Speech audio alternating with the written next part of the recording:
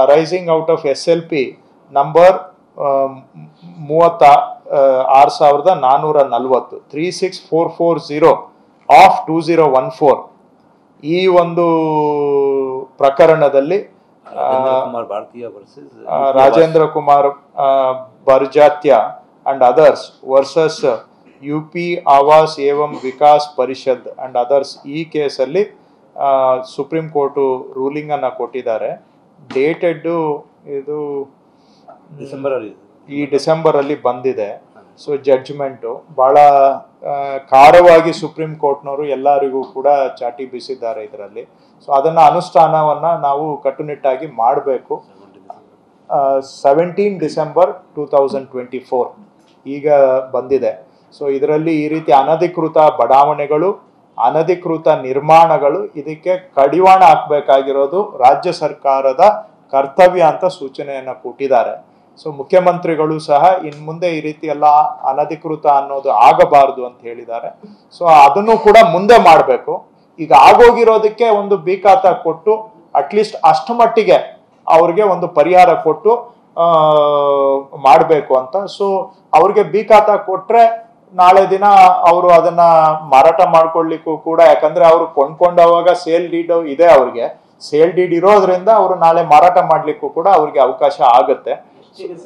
So ಈಗಾಗ್ಲೇ ಹೇಳ್ದಾಗೆ ಅಂದಾಜು ಈ ರೀತಿಯಾಗಿ 30 ಲಕ್ಷದಿಂದ 32 ಲಕ್ಷ ಆ ನಂಬರ್ ಅಲ್ಲಿ ಇವತ್ತು ಇದಾವೆ.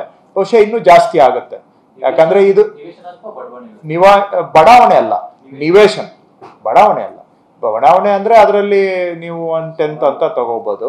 ಸೊ ನಿವೇಶನಗಳು ಅಥವಾ ಮನೆ, ಕೆಲವು ಖಾಲಿ ನಿವೇಶನ ಇರ್ಬೋದು, ಕೆಲವು ಮನೆ ಕಟ್ಟಿರಬಹುದು.